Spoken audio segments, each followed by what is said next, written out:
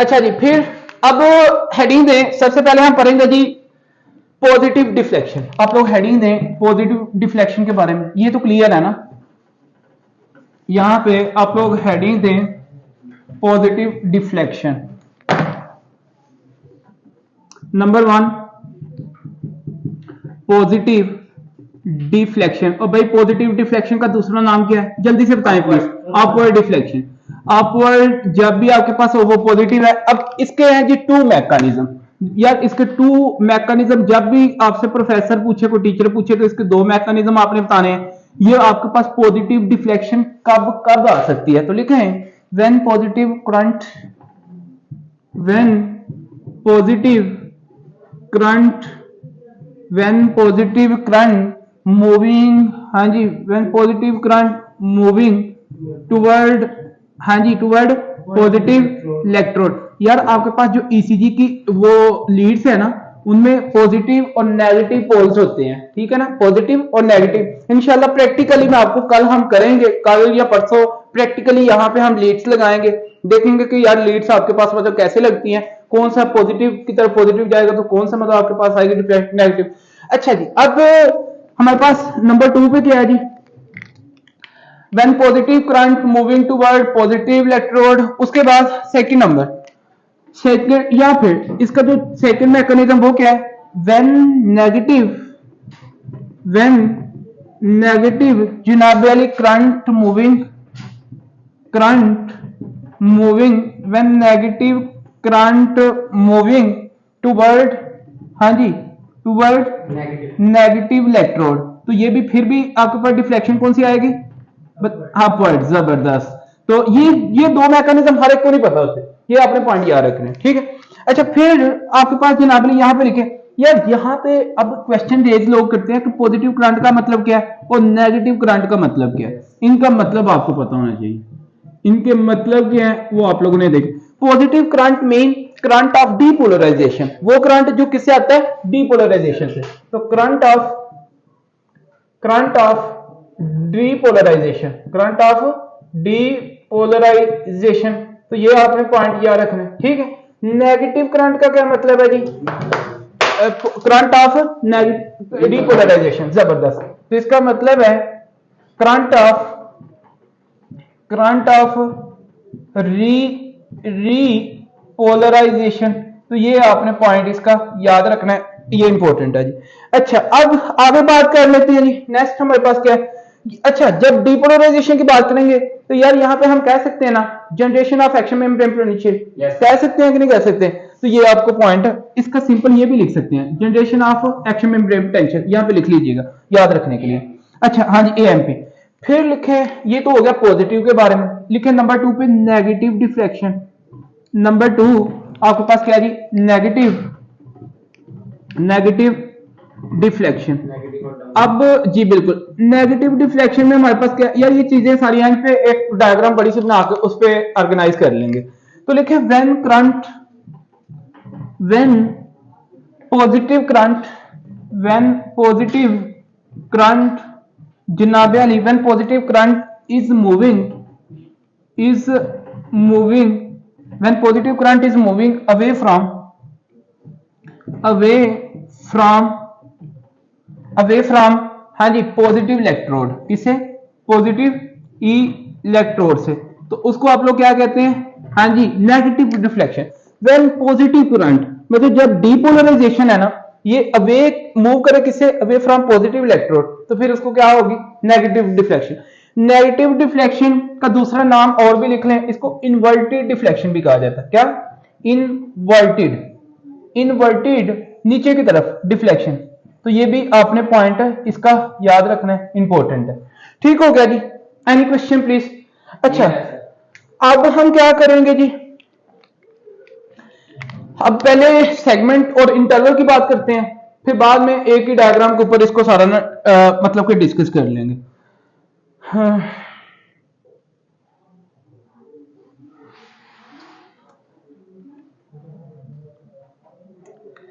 अच्छा हेडिंग दे सेगमेंट्स की, हेडिंग दे सेगमेंट की।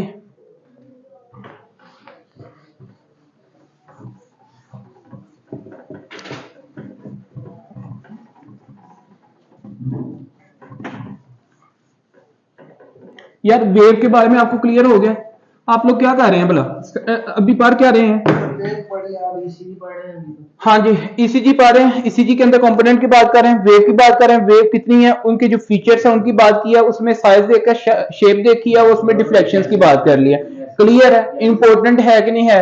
ये चीज आपको पॉइंट पता होनी चाहिए जी। नंबर 2 पे आपके पास जो कंपोनेंट है वो है जी सेगमेंट, और सेगमेंट की लिखी है डेफिनेशन, स्ट्रेट लाइन,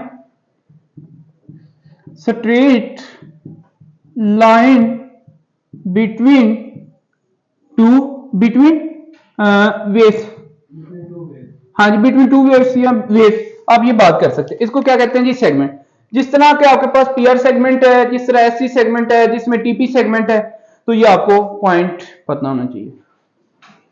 करूं जनाब जी, आपके पास एसटी सेगमेंट है, पीआर सेगमेंट है, सच एस एसटी सेगमेंट है, एसटी सेगमेंट है। और अगर मैं बात करूं जनाब अली, आपके पास है, हाँ जी, एसटी सेगमेंट, पीआर सेगमेंट है कि नहीं है? पीआर सेगमेंट है, SC segment, PR segment, TP segment कभी कभार इसको लिया जाता है। तो ये आपने पॉइंट याद रखना है इसके नीचे, ठीक होगा जी। अच्छा, अब पीआर सेगमेंट, अब इसका मतलब क्या होगा यार? देखें, आपके पास स्ट्रेट लाइन है और साथ में क्या टी वेव है, उसको आप लोगों ने क्या कह दिया? SC segment. अभी मैं इंशाल्लाह यहां पे प्रूव करूंगा, ठीक हो गया? तो लिखिए नंबर वन बात करेंगे जी किसकी? पीआर सेगमेंट की। पीआर सेगमेंट, अब पीआर सेगमेंट क्या है इसकी बात कर लेते हैं। लिखें, small amount of blood passing through, small amount of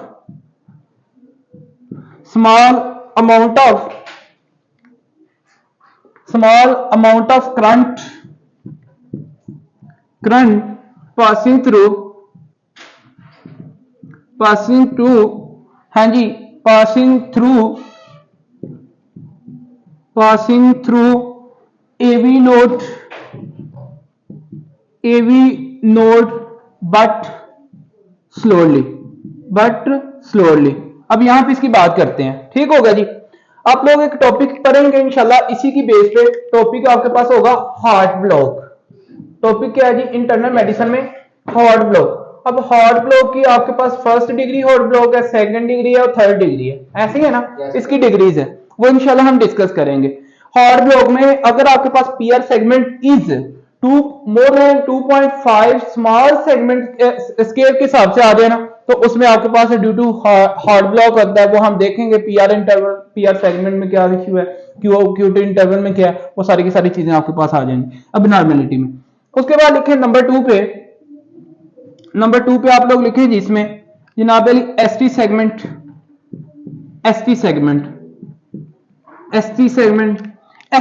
का मतलब क्या है? Plateau phase in ventricular myocardium. Plateau phase लिखे जी, प्लाटू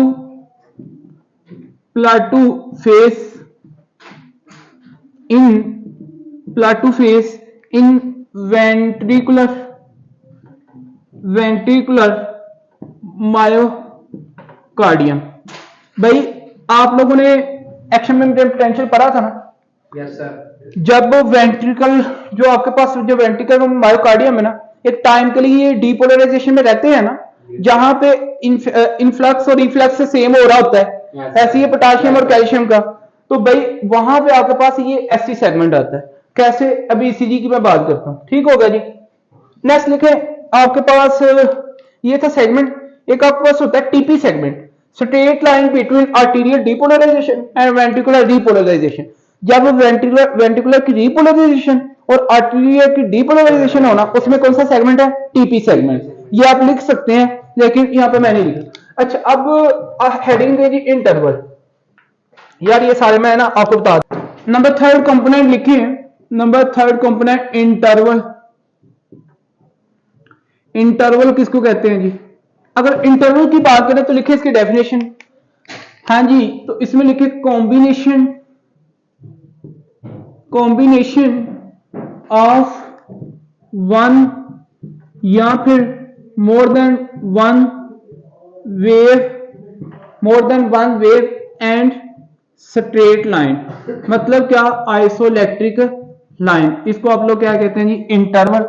ये आपने पॉइंट याद रखना है। अब इंटरवल की अगर बात करें तो सच एस आपके पास, सच एस जनाब यारी, हाँ जी, P R interval, P R interval, P R interval है, ठीक हो गया जी। अगर मैं बात करूं हाँ जी तो क्यू टी इंटरवल है, क्यू टी इंटरवल है, ये आपने पॉइंट याद रखना है। और अगर हाँ जी इसमें क्यू टी इंटरवल और पी आर इंटरवल, सबसे पहले हम डिस्कस करते हैं इस पी आर इंटरवल को कि ये भाई आपके पास पी आर इंटरवल क्या है। अगर हम पी आर इंटरवल की बात करें ना तो पी वेव है इसमें, और लिखिए जी आपके पास जनाब पी आर सेगमेंट है, लिखिए पी वेव प्लस इसमें क्या है जनाब अली, हाँ जी पी वेव प्लस इसमें क्या, पी आर सेगमेंट। यार क्योंकि सेगमेंट का मतलब क्या था, स्ट्रेट लाइन बिटवीन, हाँ जी टू लाइन, ऐसी है तो इसमें आपके पास स्ट्रेट लाइन भी आ गई। हम यहाँ पे आइसोइलेक्ट्रिक लाइन भी लिख सकते थे, इधर भाई आइसोइलेक्ट्रिक लाइन लिख सकते थे ना, क्योंकि क्योंकि इसके इनके दरमियान क्या है, आइसोइलेक्ट्रिक लाइन है, तो पी वेव आइसोइलेक्ट्रिक लाइन के कॉम्बिनेशन को आपके साथ क्या जी, पी आर इंटरवल बन गया। अभी डायग्राम पे देख लेंगे। फिर क्यूटी इंटरवल की अगर बात करें तो यहाँ, अच्छा पता है आपको पी आर इंटरवल की एबनॉर्मेलिटीज की अगर मैं बात करूं ना थोड़ी सी, यहां पे याद रखिएगा एबनॉर्मेलिटी, हमने इंशाल्लाह ये डिस्कस करनी है सारी एबनॉर्मेलिटीज आपके पास इंटरनल मेडिसिन में। अच्छा देखें कि प्रोलॉन्ग्ड पी आर इंटरवल, याद रखिए नंबर 1 पॉइंट इसका, प्रोलॉन्ग अगर आ जाए, प्रोलॉन्ग्ड पी आर इंटरवल, अगर प्रोलॉन्ग पी आर इंटरवल आ जाए तो ये आपके पास जो साइन होगा ना, हाँ जी तो साइन ऑफ, क्योंकि साइन क्यों कह रहे हैं, क्योंकि आपने इसी चीज देखनी है, जो डॉक्टर देखता है वो क्या है, साइन। अच्छा तो भाई साइन ऑफ हार्ट ब्लॉक, ये किस चीज का साइन होगा, हार्ट ब्लॉक का साइन होगा, तो ये आप लोगों ने पॉइंट याद रखना। नेक्स्ट आगे बात करते हैं। देखें यार मुझे एक बात बताएं, आपके ख्याल में प्रोलॉन्ग पीआर इंटरवल के अंदर किस हार्ट के किस किस पार्ट का मसला होगा आपके ख्याल में जी डॉक्टर साहब, हार्ट के किस किस चीज का मसला होगा, तो सर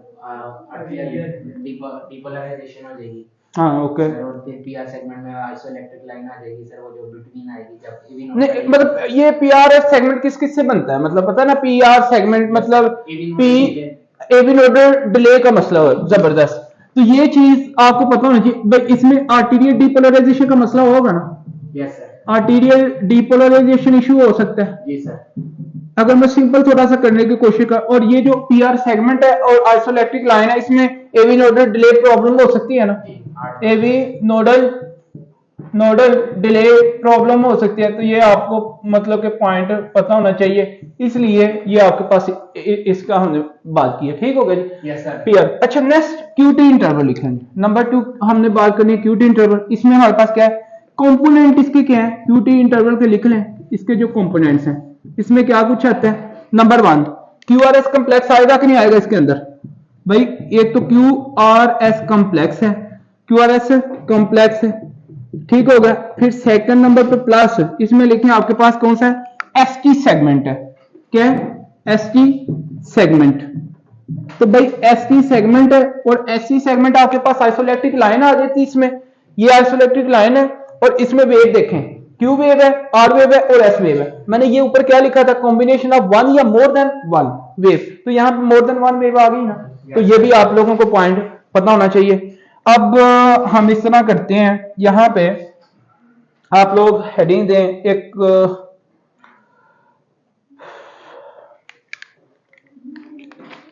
पहले आप लोग ना वेव सेगमेंट और इंटरवल को समझ लें, फिर हम शेप्स की बात कर लेंगे डायग्राम के ऊपर। तो आप लोग इस तरह करें, एक आप बड़ी सी डायग्राम बना लें। अच्छा जी, तो अब एक बड़ी सी एक डायग्राम बना लें, नॉर्मल ईसीजी जिस तरह आपको इंशाल्लाह देखें, पहले हम ऐसे ड्रा करते हैं, तो ये कुछ हमारे पास यूं है जी, वो मैंने थोड़ा सा बड़ी करके बनानी है, ठीक है, ताकि आप लोगों को समझ आ जाए इसको अंडरस्टैंड करवाने के लिए। ये है जी आपके पास पीवी सपोज कर लें, यहाँ पे मैं थोड़ा सा कलर्स को भी जो है ना,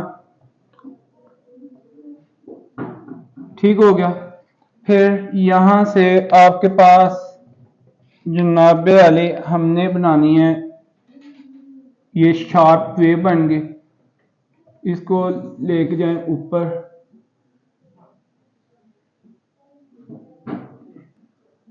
फिर उसके बाद आपके पास यहां पे फिर आइसोइलेक्ट्रिक लाइन,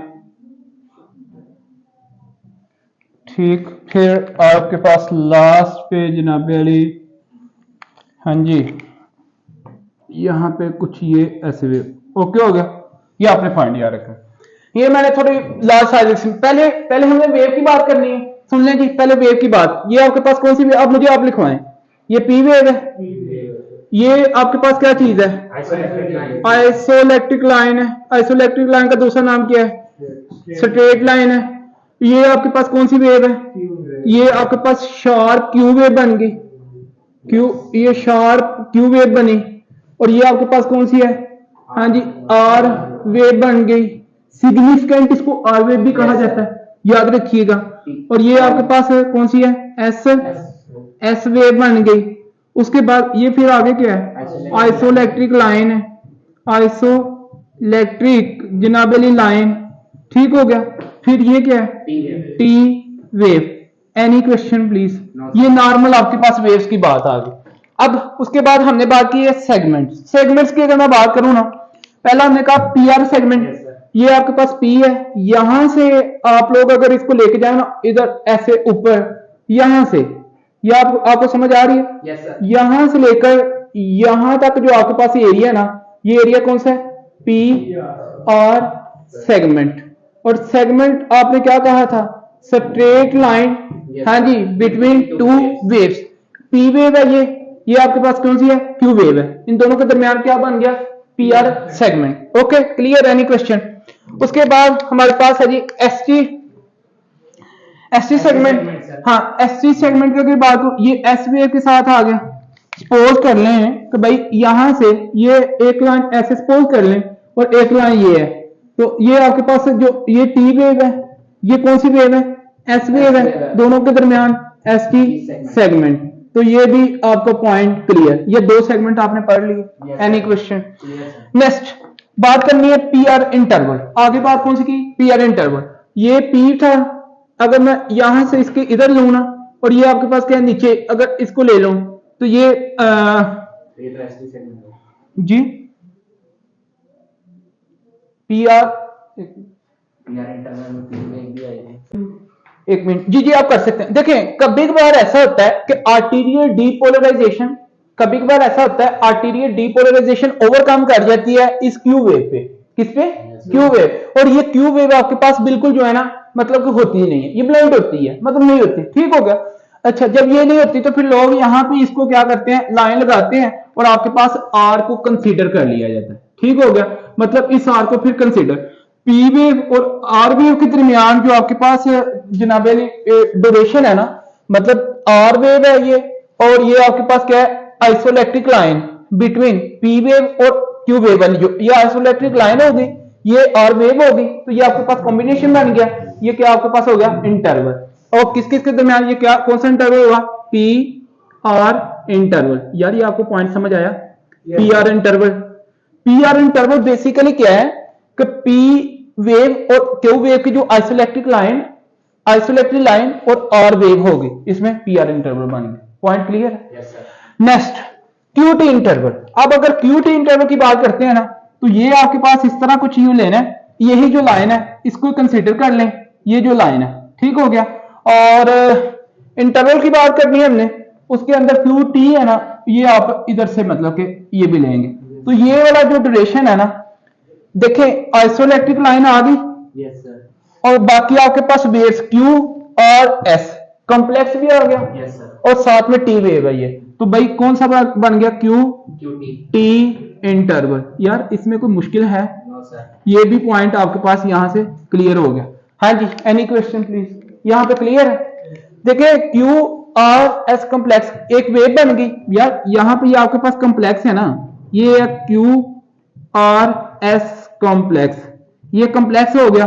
साथ में आपके आइसोइलेक्ट्रिक लाइन आ गई जो कि एस वेव और टी वेव के दरमियान थी, तो जनाब अली आप लोगों को यहाँ से क्यूटी इंटरवल का भी पॉइंट पता चल गया। Any question please. अच्छा जी,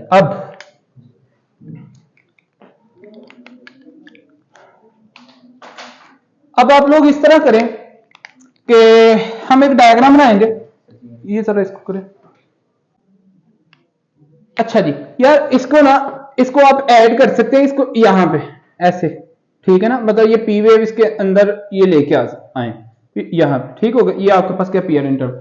अच्छा, ये एक होगी आपके पास इंटरप्रिटेशन जो हमने चीजें पढ़ी हैं। अब दूसरा टॉपिक लिखे मैकेनिज्म ऑफ जेनेसिस, लिखे हेडिंग दें या आप लोगों ने बना लेनी है। नॉर्मल चीजें साइड बाय साइड आपको पता होना चाहिए, ठीक है। अच्छा, तो लिखे नंबर थर्ड पे लिखे mechanism of genesis.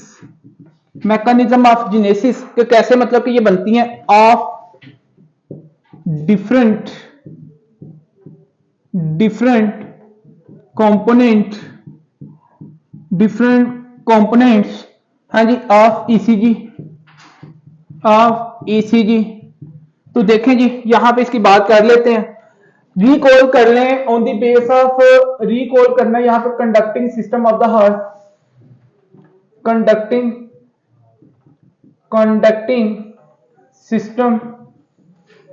System of heart.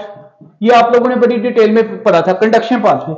अच्छा, conducting system of the heart के बारे में एक एमसीक्यू आता है, इसको दूसरा नाम इसका है एमसीक्यू था जी। ये इसको कहा जाता है कि ये आपके पास क्या है, स्पेशलाइज्ड मायोकार्डियम।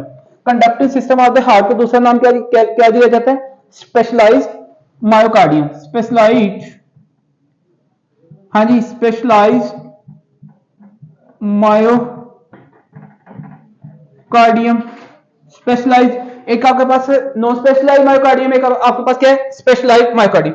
अच्छा, एक साइड पे नोट लिखे ना, तो मायोकार्डियम नोट लिखे मायोकार्डियम। और मायोकार्डियम बेसिकली क्या है, इसकी टू टाइप्स हैं। इसकी टू टाइप्स हैं। एक आपके पास जनाबेली क्या है, स्पेशलाइज्ड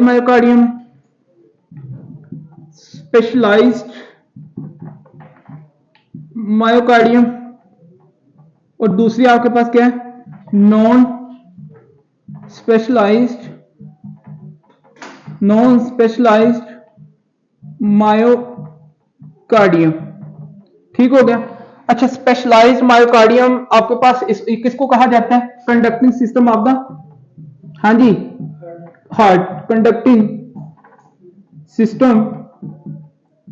सिस्टम ऑफ हार्ट। और याद रखिएगा कि ये आपके पास है हैविंग ऑटोमेटिसिटी। क्या ख्याल है? हाँ जी, हैविंग ऑटोमेटिसिटी। ये खुद ब खुद इंपल्स को क्या करता है जी, जनरेट करता है। नॉन स्पेशलाइज्ड में आपके पास क्या है, आर्टीरियस और वेंट्रिकल की मायोकार्डियम। हाँ जी, आर्टीरियल एंड वेंट्रिकल मायोकार्डियम। तो ये आपने पॉइंट इसके याद रखने। अच्छा, ये तो आपने नोट में मतलब की बात कर ली ना। अच्छा, उसके बाद आप लोग जनाबे वाली बात करेंगे,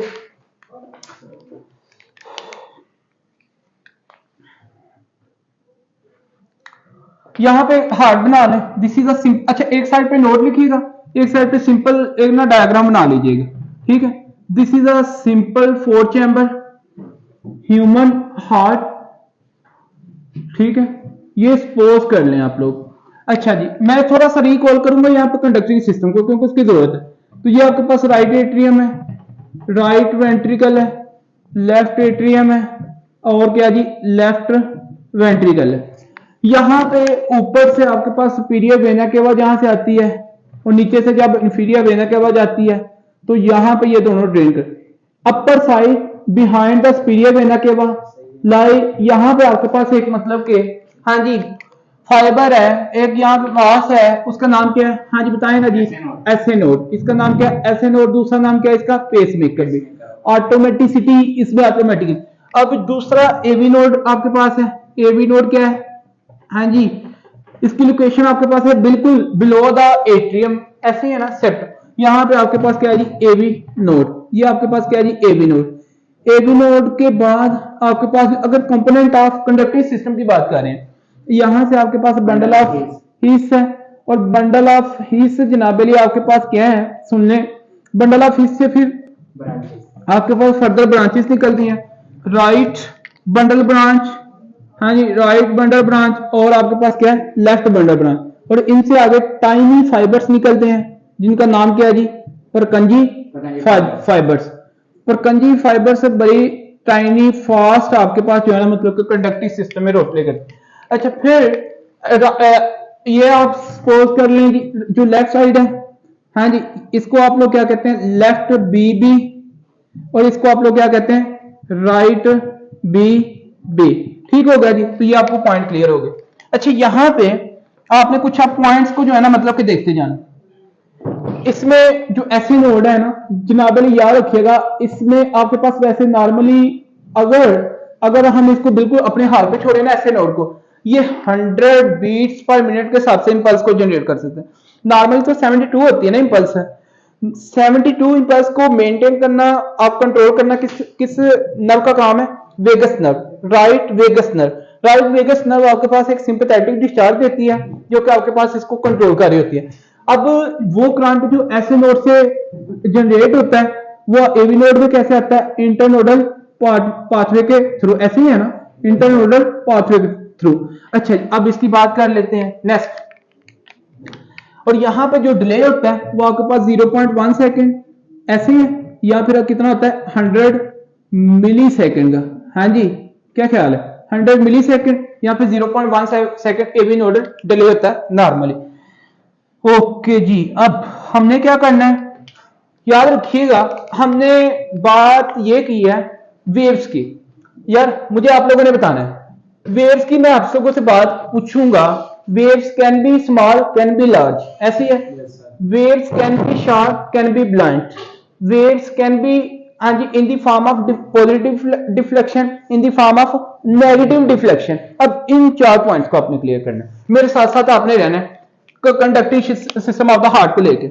मैं ये कहता हूं कि जनाब अली ऑटोमेटिसिटी के थ्रू आपके पास इंपल्स जो है ना जनरेट हुई है। डॉक्टर साहब इधर देखें प्लीज, आप ऑटोमेटिसिटी के थ्रू आपसे ऑटोमेटिकली इंपल्स जनरेट हुई। इंपल्स जनरेट होने से इन आर्टेरिया के जो मायोकार्डियम है इनमें जनाब अली इंपल्स आएगी, करंट आएगा कि नहीं। और यहां पे स्लो करंट होता है कि फास्ट करंट होता है, स्लो करंट होता है ना।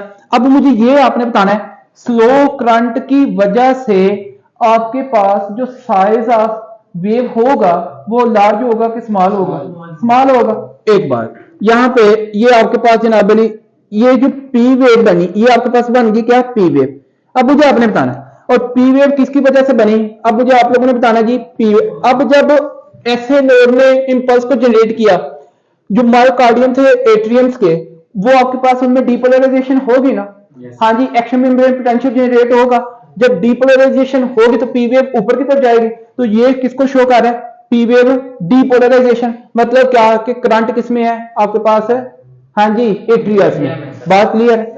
अब जब करंट ऐसे नोड से आएगा एवी नोड, यहां पे 0.1 सेकंड का डिले होगा। Yes sir. उस डिले में कोई लाइन कोई वेव बनेगी आपके पास, नो। तो भाई ये आपके पास जो है ना एक सीधी बिल्कुल लाइन आएगी। ये आपके पास किसको शो कर रही है, एवी नोडल डिले। मैं कह सकता हूं एवी नोडल आपके पास डिले को ये शो कर रही। ठीक हो गया जी। अच्छा, अब जब यहां पे स्लो करंट था तो वेव आपके पास कौन सी हुई, स्मॉल साइज में हुई और ब्लंट हुई, मतलब कम में। अच्छा, फिर जब अब बात यह है जो वेंट्रिकुलर की मायोकार्डियम है ना, there are 3 type of ventricular myocardium. एक साइड पे नोट लिखें, नोट लिखने यार, ये 3 टाइप्स ऑफ वेंट्रिकुलर मायोकार्डियम। भाई अगर आपसे कोई पूछे आज के बाद कि भाई वेंट्रिकुलर की जो मायोकार्डियम उसकी कितनी टाइप्स हैं, तो आप बताएंगे 3 टाइप्स हैं। कौन कौन सी हैं, लिख लें। नंबर 1 आपके पास है, इसमें लिखें interseptal myocardium. Number 1 interseptal septal septal myocardium, interseptal myocardium है। फिर नंबर 2 पे याद रखिएगा आपके पास जनाब अली, हाँ जी, एपिकल मायोकार्डियम। कौन सी है? एपिकल एपिकल मायोकार्डियम है, एपिकल मायोकार्डियम। और अगर आपसे कोई पूछे नंबर 3 पे जनाब अली कौन सी है, तो आप बताएं बेसिलर मायोकार्डियम। कौन सी? Basilar basilar myocardium. तो भाई अगर वेंट्रिकुलर की कोई एक्शन मेम्ब्रेन पोटेंशियल की बात करें तो कितनी मायोकार्डियम के अंदर जनरेट होता है?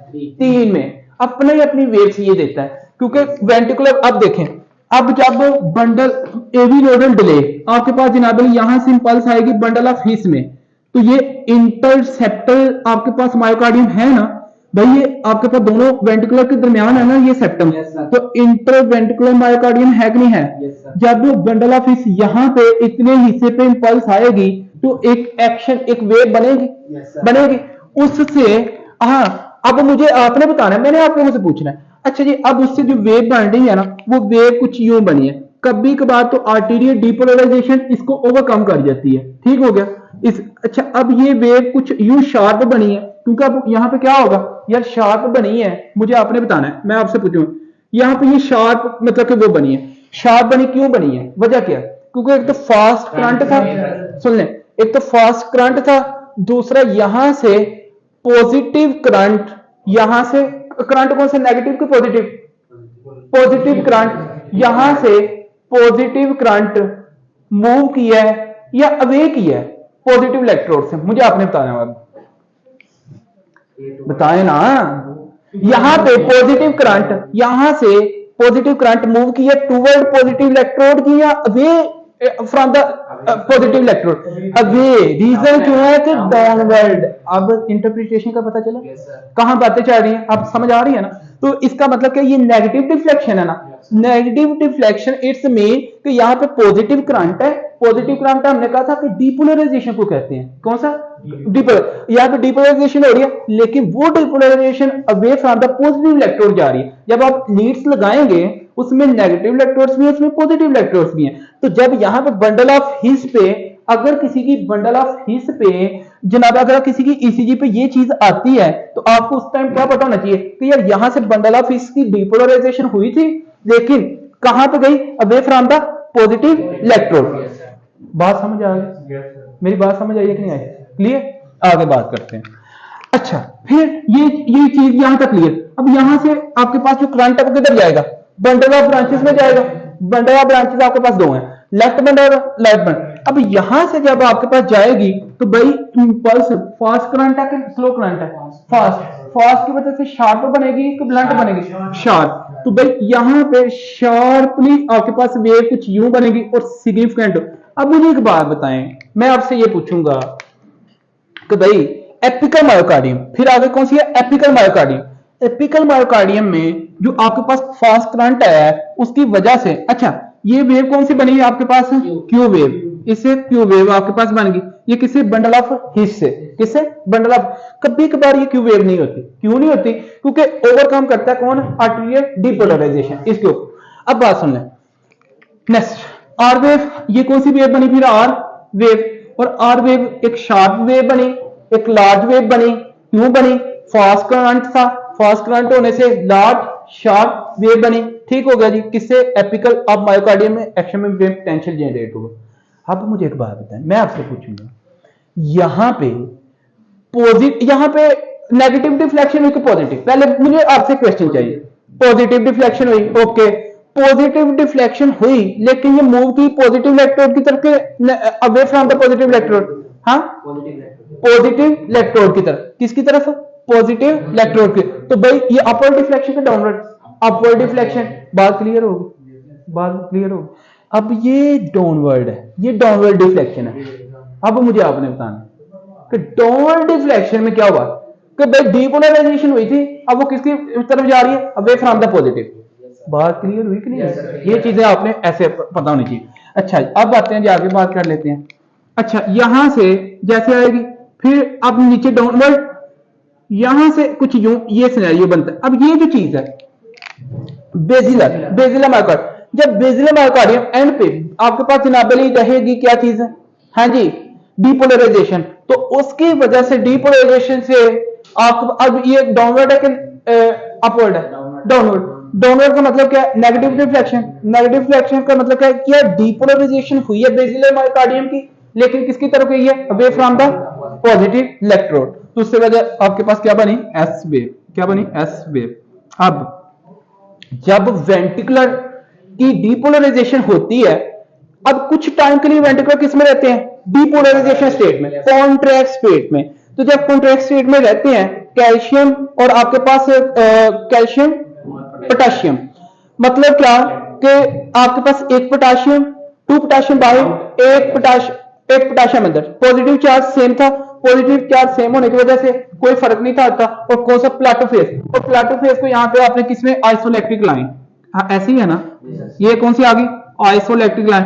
तो ये आपके पास पता चला, ये जो आइसोइलेक्ट्रिक लाइन है ये किस वजह से आ रही है, 1 कैल्शियम का क्या हो रहा है, इनफ्लक्स है, इनफ्लक्स है, एंड 1 पोटेशियम क्या हो रहा है, हाँ जी 1 पोटेशियम क्या हो रहा है, इफ्लक्स, सॉरी 2 पोटेशियम, 2 पोटेशियम क्या हो रहा है, इफ्लक्स। तो ये आपको पॉइंट यहां से, पोटाशियम का, हाँ बिल्कुल, क्योंकि 2 पोटाशियम आपके पास से बाहर जा रहे हैं, एक कैल्शियम अंदर आ रहा है, तो दोनों में जनाब इक्वल बैलेंस चार्ज इक्विवेलेंस है। तो ये आपको, अच्छा जब वेंट्रिकुलर ने आपके पास जनाब डीपोलराइजेशन कर लिया, फिर उसके बाद क्या होगा, ये रिलैक्सेशन होगी ना इनकी। तो भाई इनकी रिलैक्सेशन से अब मुझे ये, यार मुझे आपने ये बताना है, अब ये क्या हुआ है, ये चीज मैं आपसे पूछूंगा। यहां पे पहले मुझे बताएं, अपवर्ड है कि डाउनवर्ड, मेरे क्वेश्चन का आंसर करें। Upward, okay. अब अपवर्ड का मतलब है ये पॉजिटिव डिफ्लेक्शन है, यस सर, पॉजिटिव डिफ्लेक्शन समझ रहे हैं ना, Yes, sir. ओके। अब अपवर्ड है, पॉजिटिव डिफ्लेक्शन है, तो यहां से नेगेटिव वेव, डीपोलराइजेशन हुई है ना वेंट्रिकल की, yes sir, negative current, negative current है ना, नेगेटिव करंट का मतलब क्या है, वेंट्रिकल की डीपोलराइजेशन, ऐसी है। अब नेगेटिव करंट मूव किया है नेगेटिव इलेक्ट्रोड की तरफ या away from the negative electrode toward negative electrode. तो भाई 2 मैकेनिज्म हो गए ना, फिर current move toward negative electrode, फिर भी आपके पास क्या, upward current, positive current move toward positive electrode, फिर भी क्या, अपवर्ड। तो ये आपके पास क्या आ गई जनाबली, हाँ जी बताएं ना यार प्लीज, रिपोलराइजेशन किसकी, आपके पास है वेंट्रिकल की। तो ये आपके पास ये सारी इंटीग्रेशन हो गई ना, जो पॉइंट्स आपने लिखे हैं, किसी किस्म की कंफ्यूजन, तो ये भी पॉइंट आपने यहां से याद रखना है। अच्छा एक बात याद रखिएगा, नोट में लिख लें, ये जो पी वेव है ना, ये जो पी वेव है, पी वेव आपके पास can be inverted, can be, yes sir, can be upward. ये आपके पास डाउनवर्ड भी हो सकती है, मतलब कि अपवर्ड भी हो सकती है। तो लिखें जरा, नोट में लिखें, ये नोट लिखें, P wave, okay, P wave can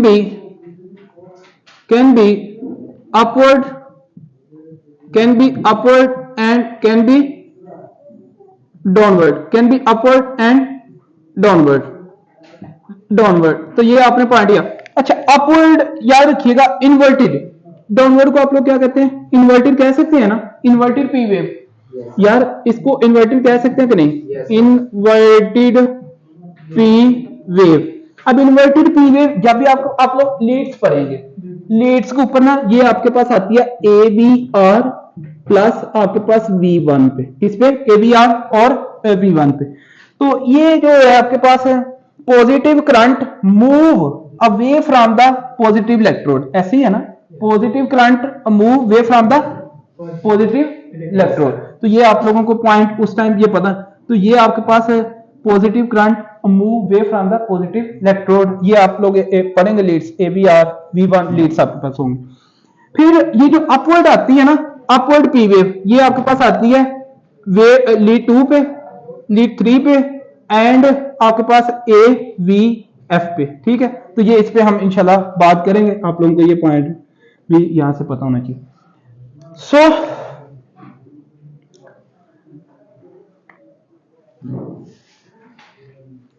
So this is all about for today.